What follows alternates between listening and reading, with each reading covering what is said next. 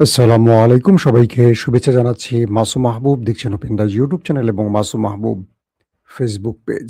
পৃথিবীর যে প্রান্ত থেকে যারা দেখছেন সবার জন্য শুভকামনা, ভালোবাসা।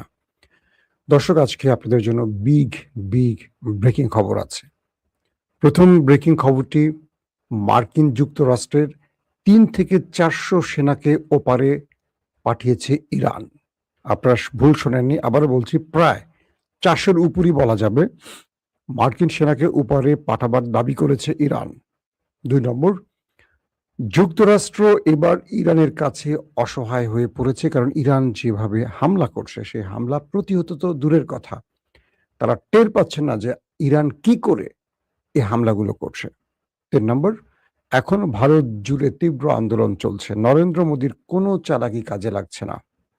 পৃথিবীর বেশ কিছু গণমাধ্যম বলছে বাংলাদেশের জুলাই আন্দোলনের অনুরূপ ভারত একটি জেনজি প্রজন্মের আন্দোলন নরেন্দ্র মোদীকে সবচেয়ে টাফ টাইম দিচ্ছে। দর্শক, চলুন আমরা সেই খবরগুলোতে একটা একটা করে আপনাদের দেবার চেষ্টা করছি। প্রথম যে খবরটি, অবশেষে আলহামদুলিল্লাহ বলা লাগছে আমাদের, কারণ ফ্যাসিস্ট রেজিমের অন্যতম একজন কুশীলভ শাহাবুদ্দিন চুপ হয়ে গেল। শাহাবুদ্দিন চুপ্পু অবশেষে বিদায় নিল। শেখ হাসিনা বিদায়ের পর সময়ের অপেক্ষা ছিল শাহাবুদ্দিন চুপ্পু কখন বিদায় নেবেন। অবশেষে তিনি বিদায় নিয়েছেন এবং তার জায়গায় নতুন ভারপ্রাপ্ত যদি বলা হচ্ছে, বাট নতুন রাষ্ট্রপতির দায়িত্ব নিচ্ছেন আমাদের স্পিকার মেজর হাফিজউদ্দিন আহমেদ। এই খবরটি খুবই গুরুত্বপূর্ণ।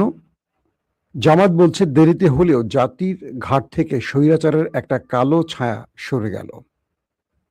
আবার আমাদের স্পিকার বলছেন প্রেসিডেন্ট শাহাবুদ্দিন চুপ্পুকে নিয়ে, তিনি মাফিয়া আমলে নির্বাচিত হলেও জনগণের সরকারের প্রতি তার সমর্থন ছিল, অর্থাৎ বেকায়দায় পড়ে বিএনপিকে সমর্থন দেয় জনগণের সরকারের প্রতি তার সমর্থনের কথাটি উল্লেখ করছেন। অন্যদিকে এনসিপি রাষ্ট্রপতি মোহাম্মদ শাহাবুদ্দিন চুপ্পুকে গ্রেফতারের দাবি করেছে। কি হবে শেষ পর্যন্ত? হয়তোবা তিনি সসম্মানে লন্ডন চলে যাচ্ছেন, এটাই কনফার্ম। এবং লন্ডনের বিলাসবহুল ফ্ল্যাট তার রয়েছে এমন তথ্য আসছে, সঠিক তথ্য আমরা এখনো কনফার্ম বলতে পারছি না। তবে এই খবরটি বলার সঙ্গে সঙ্গে আরেকটি খবর মনে পড়েছে, যেহেতু লন্ডন বিলাসবহুল শব্দটা বলে ফেলছি। সেটা হলো লন্ডনের একটি বিলাসবহুল হোটেলে অতিরিক্ত মাদক সেবনে সৌদি প্রিন্সের মৃত্যু হয়েছে। তোরা মাদক খেয়েই মর, যা আর কি বলার আছে তোদেরকে। একটু তথ্যটা একটু দিলে বোধহয় আপনাদের ভালো লাগবে না। তারপর আমরা গুরুত্বপূর্ণ ব্রেকিং খবরেতে চলে যাব। বলা হচ্ছে যে ২৯ বছর বয়সী সৌদি আরবের এক প্রিন্সের মৃত্যু হয়েছে। তার নাম আবদুল্লাহ বিন ফাহাদ বিন আবদুল্লাহ বিন আব্দুল আজিজ বিন জালাউই আল সৌদ। দর্শক, আসেন আমরা চলে যাচ্ছি এবার মূল খবরে।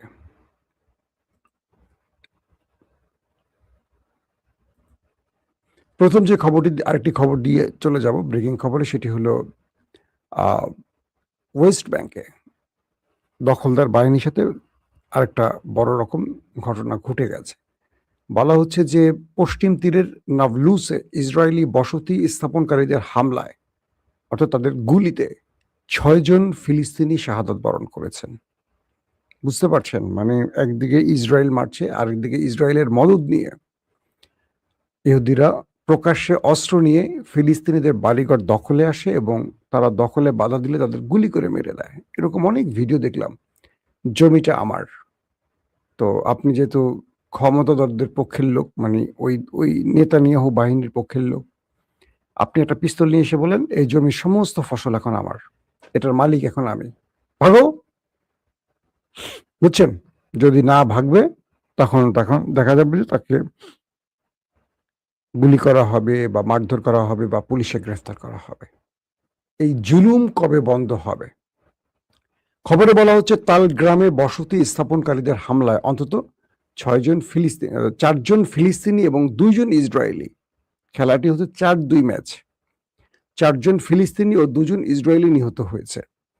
প্রায় 20 জন ইসরায়েলি বসতি স্থাপনকারী গ্রামটিতে হামলা চালিয়ে মানুষ ও তাদের বাড়িঘরের উপর গুলিবর্ষণ করে। এদিকে পার্শ্ববর্তী গ্রামগুলোতে বসতি স্থাপনকারীদের হামলায় আরো অন্তত 8 জন ফিলিস্তিনি আহত হয়েছে। হামলার পরিপ্রেক্ষিতে ইসরায়েলি প্রধানমন্ত্রী নেতানিয়াহু দ্রুত ওই স্থানে আবারও সামরিক বাহিনী পাঠিয়ে অভিযান শুরু করেছেন। একদিকে তাদের জনগণ এসে হামলা করবে, তারপর তাদের জনগণ ব্যর্থ হলে তারা সেনাবাহিনী পাঠাবে, তারপর তারা কি করবে, সামরিক বাহিনী দিয়ে সেখানে আবার পাল্টা হামলা করবে। এই হলো তাদের সুন্দর চরিত্রের অবস্থা। দর্শক আসেন আমি আপনাদেরকে কিছু ভিডিও দেখাবো, মানে পিকচার এবং ভিডিও দুটোই দেখাবো, দেখিয়ে আপনাদের কিছু ঘটনার বর্ণনা দেবো যেটার জন্য আপনারা বসে আছেন। বলবেন মাসুম ভাই কি বললো, সঠিক না ব্যাঠিক, একটু প্রমাণ দিল না, এটা কোনো কথা হইল? আসেন একটু প্রমাণ দেখাই আপনাদের, মন দিয়ে শুনবেন ভালো করে। দুপুরে একটু প্রবলেমের জন্য পুরো সংবাদটা শেষ করতে পারিনি। আপনারা দেখছেন মার্কিন বেজ, এটা হলো কুয়েতের আবি আল সালেম বিমান ঘাঁটি। দেখতে পাচ্ছেন আপনারা যেই হ্যাঙ্গারগুলো দেখছেন সাদা সাদা, ভালো করে খেয়াল করেন, সারি সারি, এরা ড্রোন কি বলে, এটা উপরের স্যাটেলাইট ইমেজ। এখানে আপনারা দেখতে পাচ্ছেন মার্কিন বেজগুলোর ভিতরে হ্যাঙ্গার, এখানে মার্কিন সেনাদের অবস্থান থাকে। এই ছবিটাকে ভালো করে খেয়াল করেন, আমি একটা ভালো ছবি দেখালে বুঝতে পারবেন। আপনার ছবিগুলো দেখতে থাকেন, আমি আপনাদেরকে একটু সহজ করে বোঝাবার জন্য। এই দেখেন, ভালো করে আবার দেখেন এই ছবিটার পর আপনারা দেখেন একটা বেজ আমি দেখাচ্ছি, সেই বেজের মধ্যে সব সাদা সাদা যে হ্যাঙ্গারগুলো আপনারা দেখতে পাচ্ছেন, এই সব সাদা সাদা হ্যাঙ্গার, 1 2 3 4 5 6 7 8 এরকম 1 2 3 4 5 6 7 8 9টা হ্যাঙ্গার এক জায়গায় দেখা যাচ্ছে। একটু পরে দেখেন যে মাঝখান থেকে কয়েকটা হ্যাঙ্গার ধ্বংস হয়ে গেছে। এই যে দেখতে পাচ্ছেন 9টার মধ্যে একটা আর এই একটা, এই দুটো ছাড়া বাকি ভেতরেরগুলো সব ধ্বংস, বাকিগুলো অল্প ধ্বংস। 9টার মধ্যে মোটামুটি দেখা যাচ্ছে 3 থেকে 4টা ঠিক আছে, তাহলে বাকিগুলো ধ্বংস হয়ে গেছে। তাহলে আমরা যদি ধরি 6টা ধ্বংস বা 7টা ধ্বংস। ইরানের রিপোর্ট বলছে এক একটা হ্যাঙ্গারে 70 থেকে 80 জন মার্কিন সেনা ছিল এক একটা হ্যাঙ্গারে। ইরান একটি অ্যাটাকেই তারা সেখান থেকে 6টি হ্যাঙ্গার ধ্বংস করে ফেলেছে বেইজের। আপনারা দেখতে পাচ্ছেন স্যাটেলাইট ইমেজ, ভালো করে খেয়াল করেন। তো এক একটা যদি 80 জন করে থাকে 6টা হ্যাঙ্গারে, আমরা একটা হিসেব করে দেখতে পারবো কত, প্রায় 480 মার্কিন সেনা আকাশে চলে গেছে।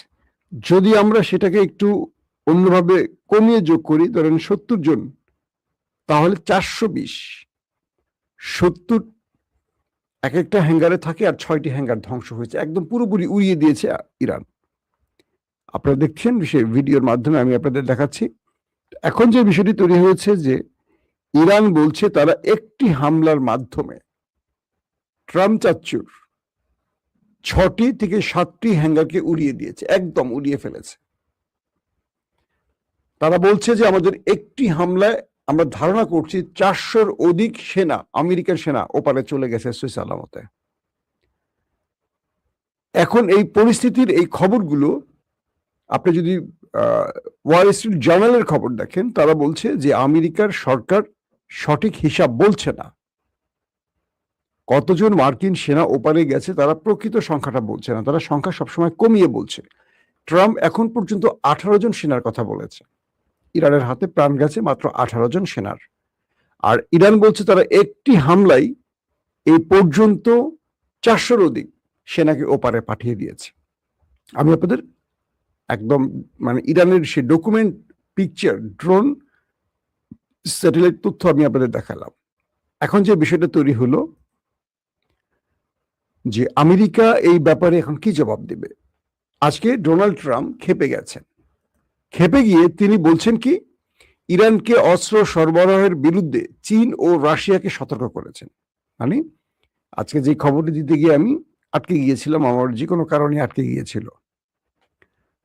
মার্কিন যুক্তরাষ্ট্রের সেনা সদর দফতর পেন্টাগন, সেখানে তাদের যুদ্ধমন্ত্রী বা প্রতিরক্ষা মন্ত্রী পিট হেগসেট কিছু বক্তব্য রেখেছেন খুব গোপনীয়, যেটা মার্কিন গণমাধ্যম ফ্লাশ করে দিয়েছে। সেখানে বলা হচ্ছে যে ইরান এত ডিটেল নিখুঁত তথ্য পাচ্ছে কোথায়। ইরানের তো স্যাটেলাইট তথ্য বা উপগ্রহের ছবি নিখুঁতভাবে পাওয়ার সুযোগ থাকার কথা না। ইরানের ইঞ্জিনিয়াররা এত নিখুঁত মিসাইল নির্মাণ কবে থেকে শিখলো যে তারা আমেরিকার সিআইএ সদর দফতরের খবর জানে, মার্কিন বেজগুলোর খবর জানে, কোথায় মিসাইল স্টোরেজ আছে সেই খবর জানে এবং নিখুঁতভাবে সেগুলো ধ্বংস করছে। কে বলছে? পিট হেগসেট। বলা হচ্ছে যে ইরান আমেরিকার সবচেয়ে সংবেদনশীল খুব কৌশলগত জায়গাগুলোর প্রতিটা তথ্য জানছে। কোথায় আমেরিকানরা ঘুমোচ্ছে, কখন ঘুম থেকে উঠছে আমেরিকান সেনারা। অ্যামাজনের ডাটা সেন্টারে কিন্তু ইরান হিট করে উড়িয়ে দিয়েছে। তো বলছে যে আমাদের যে মার্কিন সেনারা কখন কোন ঘাঁটিতে ঘুমায়, কখন উঠে, কোথায় কোন ব্যবস্থাটি আছে, কোথায় আমাদের রাডার সিস্টেম, কোথায় আমাদের থার্ড সিস্টেম, কোথায় আমাদের প্যাট্রিয়ট সিস্টেম, প্রত্যেকটা বিষয় এত নিখুঁতভাবে জানে কোথায়। এখন ট্রাম্প দায়ী করছেন এই ঘটনাটি বা এর জন্য চীন এবং রাশিয়াকে। বলছেন এই দুটো দেশ ইরানকে একটা গ্রুপ অ্যাডভান্স বা ডিফেন্স সহযোগিতা দিচ্ছে, আরেকটা সকল তথ্য উপাত্ত দিচ্ছে। এক, পিট হেগসেট বলছেন যে আমাদের সিএর গোয়েন্দারা, আমাদের সিএর কর্মকর্তারা কখন কোথায় আশ্রয় নিচ্ছে, কোথায় মিটিং করছে, এত নিখুঁত তথ্য ইরান জানে কি করে? ইরান তো গোয়েন্দা তৎপরতা এত পাওয়ারফুল নয়। মধ্যপ্রাচ্যে সিআই কখন কোথায়, সিআইএ কখন কোথায় বসছে মিটিং এ, সেখানে ইরানের মিসাইল হিট করে তাদেরকে উড়িয়ে দিচ্ছে।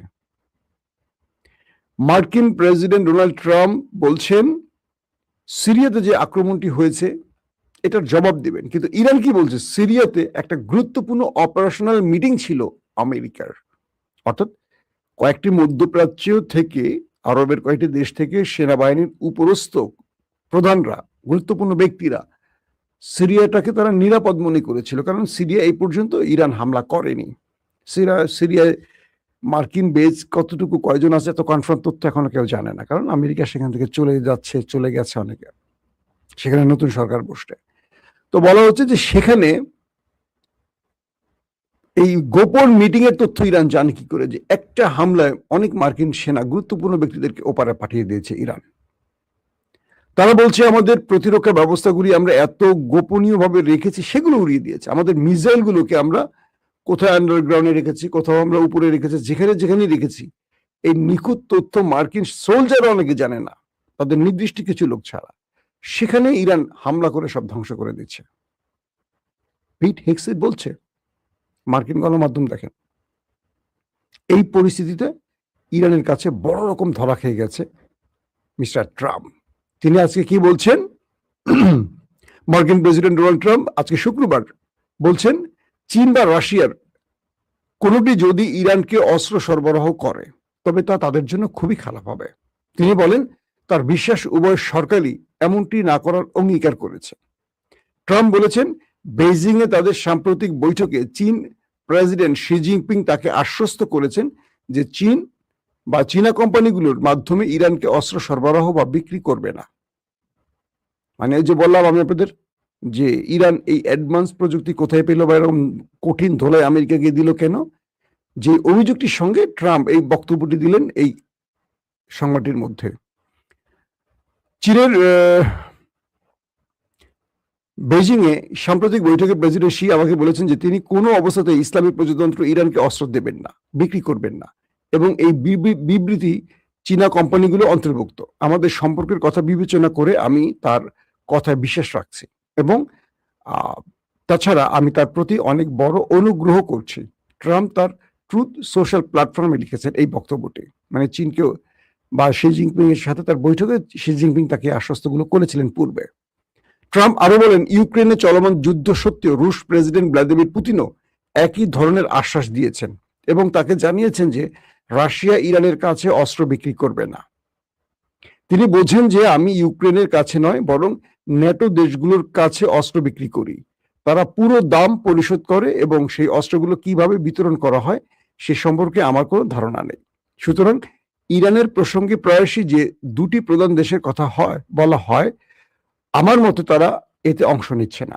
যদি তারা অংশ নিত তবে তাদের জন্য খুবই খারাপ হতো, নিশ্চিতভাবে তাদের সর্বোত্তম স্বার্থের পরিপন্থী হতো। এই কথাটি ট্রাম্প বলছেন। বিষয়টা আপনি বুঝতে পারছেন? মানে ট্রাম্প দুটো দেশকে বুঝাচ্ছেন যে আমার মনে হয় তারা এই কাজটি করবে না, কারণ তারা আমাকে আশ্বস্ত করছেন। কেন পিট হেগসেট যখন বলছে যে দুটো দেশ জড়িত না, তো বা ইরান এত পাওয়ারফুল পজিশনে বা ইরান এত হামলার পরও ইরান কিভাবে ঘুরে দাঁড়াচ্ছে, বারবার ইরান আমেরিকাকে এত বড় ক্ষতি করছে কিভাবে, কারণ ট্রাম্পের সামনে আসলে ফিরে যাওয়ার কোনো পথ খোলা নেই। দর্শক, তো এই পরিস্থিতিতে আমেরিকা একটা বড় রকম মাইনকার চিপে আটকে গেছে। পাশাপাশি আজকে শুক্রবার কিরগিজস্তানে চলপন আতা শহরে অনুষ্ঠিত সাংহাই সহযোগিতা সংস্থা পররাষ্ট্রমন্ত্রীদের পরিষদের বৈঠকের ফাঁকে সাংবাদিকদের সঙ্গে কথা বলতে গিয়ে ইরানের পররাষ্ট্রমন্ত্রী আব্বাস আরাকচি বলেন, বিদেশি সমকক্ষের সঙ্গে তার বৈঠকে ইরানের বিরুদ্ধে মার্কিন কর্মকাণ্ডের নিন্দা জানানোর বিষয়ে ব্যাপক ঐক্যমত করা হয়েছে। অর্থাৎ পৃথিবীর বিভিন্ন দেশ ইরানের উপর আমেরিকার এই হামলায় নিন্দা জানাতে যাচ্ছে বা নিন্দা জানাবে, এই বিষয়টি আসছে আলোচনায়। দর্শক, আমি আপনাদেরকে এই ইরানের সংবাদটা লম্বা না করে ভারতের খবরে আসি। নরেন্দ্র মোদী অনেক বড় বেকায়দে আছেন। কেন? ক্রমান্বয়ে আন্দোলন আরো বাড়ছে, বিভিন্ন সম্পৃক্ততা বাড়ছে। ইতিমধ্যে ভারতীয় গণমাধ্যমগুলো জোরে সোরে প্রচার করছে এই আন্দোলনকে সমর্থন দিচ্ছে বাংলাদেশের জামাত ইসলামী, এবং মোদি মিডিয়া এই মিথ্যাচারটাকে একদম হাসিনা মিডিয়ার মতো, হাসিনার আমলের সময় টিভি, 24, 71 টিভি, 72 টিভি, 74 টিভি, এরকম বহু টিভি ছিল না, তারা একটা এজেন্ডাকে একসঙ্গে সবাই মিথ্যার মাধ্যমে সত্য প্রমাণের চেষ্টা করতো, গোয়েবলস যেটা করতো। তো হাসিনার কাছ থেকে এটি শিখছে আমাদের নরেন্দ্র মোদী দাদা। তো তার মিডিয়া একসাথে ছাত্রদের বিরুদ্ধে প্রোপাগান্ডা চালাচ্ছে, ময়ূখ রঞ্জনের মতো প্রচুর মিথ্যা শুরু করছে। এটা নিয়ে আমি আলাদাটা এপিসোড করব। তো ইতিমধ্যে ছাত্ররা বলছে যে কোনো কিছুতে কাজ হবে না, কোনো মিটিং সিটিং এ কাজ হবে না, আমাদের যে দাবি সে দাবির বাইরে আমরা কোনো আশ্বাসে না, আমাদের মানে কান বা না, কি বলে এই শব্দটাকে, যে আমরা তাদের কাছে নত হব না। আমাদের দাবি একটি, মানে শিক্ষামন্ত্রীর পদত্যাগ এবং যেই সংস্কারগুলো তারা চেয়েছে। ইতিমধ্যে সে আন্দোলন থেকে দাবি আরেকটা উঠে গেছে, সেটি হলো নরেন্দ্র মোদীর পদত্যাগ। কারণ নরেন্দ্র মোদী ছাত্রদের উপর হামলা করেছে তাদের ন্যায্য দাবিকে অগ্রাহ্য করে। এখন কলকাতা বলেন, এখন বেঙ্গালুরু বলেন, দিল্লি বলেন, ভারতের বিভিন্ন প্রদেশে আন্দোলন ছড়িয়ে পড়ছে। পাশাপাশি পুলিশ মারমুখী হচ্ছে, কোথাও কোথাও পুলিশ সংযমী আচরণ করছে, কারণ ইতিমধ্যে কিছু গণমাধ্যম বলছে এটা ডিপ স্টেটের খেলা হতে পারে। নরেন্দ্র মোদীকে ক্ষমতা থেকে সরাবার জন্য এটি ডিপ স্টেট বা মার্কিন যুক্তরাষ্ট্রের কোনো শক্তির বলের খেলা হতে পারে। এক একটা তথ্য আসছে, কিন্তু যে ছাত্র বিক্ষোভ চলছে এবং নরেন্দ্র মোদী বলছেন যারা প্রশ্নপত্রের ফাঁসের কারণে বা পরীক্ষা দিতে পারেনি বলে আত্মহত্যা করছে তাদের পরিবারকে ক্ষতিপূরণ দেয়া হবে। তাহলে নরেন্দ্র মোদীরও আমার মনে হয় ক্ষমতা থেকে সরিয়ে ক্ষতিপূরণ দিয়ে দেওয়া উচিত। মানুষগুলোর জীবন চলে গেছে। ধরেন শেখ হাসিনা যে 2000 মানুষকে মেরেছে, হত্যা করেছে, তাদের পরিবারকে আপনি ক্ষতিপূরণ দিয়ে লাভ কি? যে মানুষটা চলে গেছে সেই মানুষের ক্ষতিটা পূরণ কিভাবে করবেন? দেখা গেল হাদি, শহীদ আমাদের ওসমান হাদি, তাকে মারলো, তার পরিবারের লাভ হলো, তাকে বেচা কিনা করে দিল তার ভাই বোনেরা। জীবন দিল হাদি, এতিম হলো তার সন্তান, বিধবা হলো তার স্ত্রী, লাভ হলো ভাই বোনের, কারণ বেচা কিনা ভাই বোন করে। ধরেন আমার যদি কখনো কিছু হয়, কখনো আমার পরিবারকে টাকা দেবেন, আমার পরিবারের এখানে ক্ষতিটা কি? ক্ষতি হয় আমার সন্তানের, আমার স্ত্রীর হবে, আমার সন্তানের হবে, আমার বাবা মা সন্তান হারাবে, আমার ভাই বোন কি করবে? কাঁদবে। তারপর তারপর কি? আল্লাহ লাগি, আমি আমাকে দিয়ে উদাহরণ দিচ্ছি না, এটা হাদির কথাটা বুঝাচ্ছি, এটা আবার ব্যক্তিগতভাবে আমাকে নিয়েন না কেউ। কি হবে? আমার ভাই বোনের কিছু হবে? হাদির সেই ইনকিলাব মঞ্চ কারা দখল করতে চাচ্ছে? দেখেন, এগুলো বিশ্বাসঘাতক। পরিবারের মধ্যে লুবিরা থাকে, দরিদ্র ফ্যামিলিগুলোকে খুব সহজে কেনা যায়। হাদিকে কেনা যায় না, কিন্তু হাদির ধাঁচ বা হাদির আদর্শ তো বাকি ভাই বোনদের মধ্যে থাকবে না, এটাই স্বাভাবিক। কিন্তু দেখেন ভারতের মধ্যে যে আন্দোলনটা চলছে, তারা বলছে আমরা প্রধানমন্ত্রীর কার্যালয়ে বসবো না আলোচনায়, তাদেরকে বলা হচ্ছে তোমরা আসো, মানে মোটা অঙ্কের টাকা দিয়ে থামাই দেবে। বলছে না, তোমাদেরকে যন্তর মন্তরে আসতে হবে। যন্তর মন্তর হলো দিল্লি শাহবাগ, যেখান থেকে আন্দোলনের সূত্রটা হলো ককরোচ পার্টির, যে এখানে আসতে হবে, এখানে এসে আমাদের সকল দাবি মেনে ঘোষণা দিতে হবে। আশ্বাসে কাজ হবে না। কোনো আশ্বাস, নরেন্দ্র মোদী কাল রাতে টুইটারে জরুরি বক্তব্য দিয়েছেন, সব দাবি মেনে নেবেন এবং দ্রুত বিচার করবেন। তিনি ফার্স্ট খুব দ্রুত আদালত গঠন করে এই বিচারটি করবেন ঘোষণা দিয়েছেন।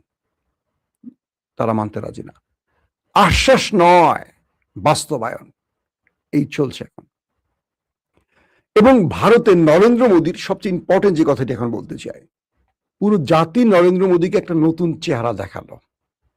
তিনি মনে করতেন যে তিনি হিন্দুত্ববাদী লালন করে, যেহেতু হিন্দুদের দেশ, ভারত কবজা রাখবেন। হিন্দুদের মধ্যে একটা বিশাল গ্রুপ আছে যারা বিশ্বাস করেন ভারত স্বাধীন হয়েছে হিন্দু মুসলিমের চেষ্টায়, এবং সবচেয়ে বড় অবদান ছিল মুসলমানদের।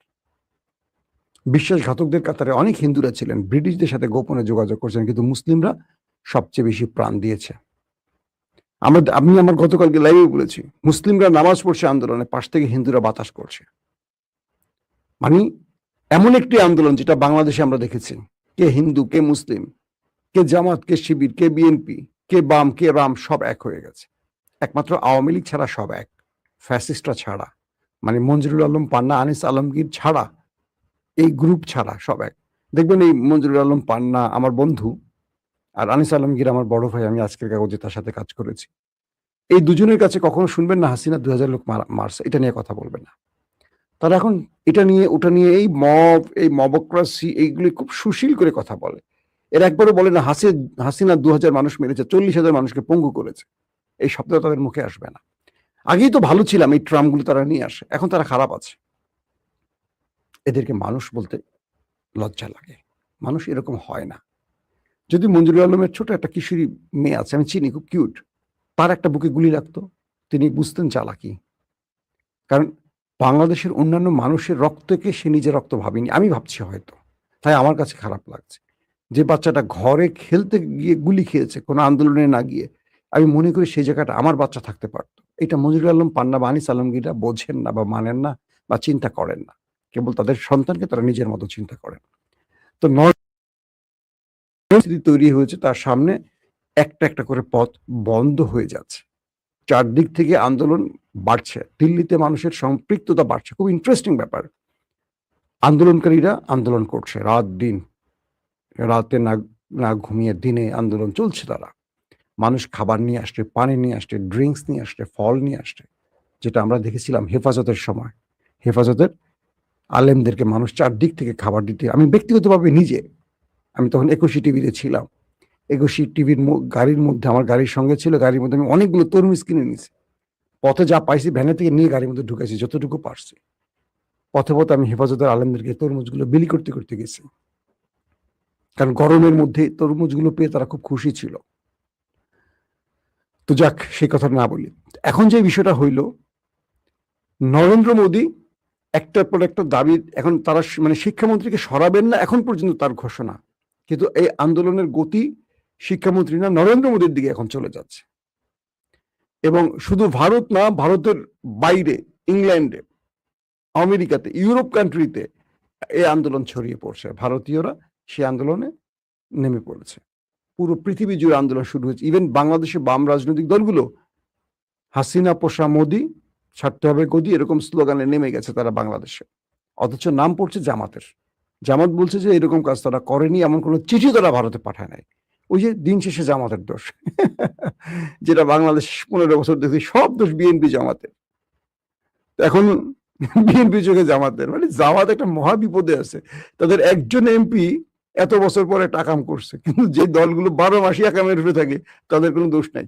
এটা ঠিক আছে। কেন ঠিক আছে? মানুষ মনে করে ইসলামী লোকগুলো ভালো হবে। ইসলামী লোকগুলো ভালো হয় সাধারণত, ভালোই তো না? আপনি দেখেন, মানুষ ইসলামী ব্যাংকের প্রতি ভালোবাসা বেশি, মানুষ ইসলামী ব্যাংক পছন্দ করে বেশি, মানুষ ইসলামী লোকদেরকে আমানতদারি মনে করে মানুষ। কিন্তু ইসলামের গায়ে, মানে সাদা কাপড়ে ময়লা লাগলে একটু চোখে বেশি পড়বে, এটাও মানতে হবে। একটা দুইটা ঘটনা ঘটতেই পারে, এরা মানুষেরও প্রমাণ হবে নাকি? তো নজরুল সাহেব যেটা করছে তার শাস্তিও পাইছে, জামাত তাকে 24 ঘন্টার মধ্যে শাস্তি দিচ্ছে। কিন্তু আমরা দেখলাম সিলেটের একজন ব্যক্তি টুনটুনি দেখিয়েও এমপি হয়ে গেছেন, তাকে দল বাতিল করে নাই। আমরা দেখছি আওয়ামী লীগের এরকম অনেক একাম কুকাম করে ধরা পড়ছে, কিচ্ছু হয় নাই। মানুষ আমার এক কাছের বড় ভাই সাংবাদিক মাসুদ কামাল ভাই বলতেছিলেন যে মানুষ তো আসলে ওদের কাছ থেকে এটা আশা করে, ওরা ধর্ষণ করবে, গুম করবে, খুন করবে, একাম করবে, কুকাম করবে, কিন্তু জামাতের থেকে তো আশা করে না। তো দুই একটা তো জামাত করবে, স্বাভাবিক। বিষয়টা হলো এরকম। এটা হাসির বিষয় না। এটাকে নিয়ে যেভাবে রাজনীতিকরণ করা হয়েছে, চরিত্রের ১২টা বাজানো হয়েছে, এটা বিপদ। কেন জানেন?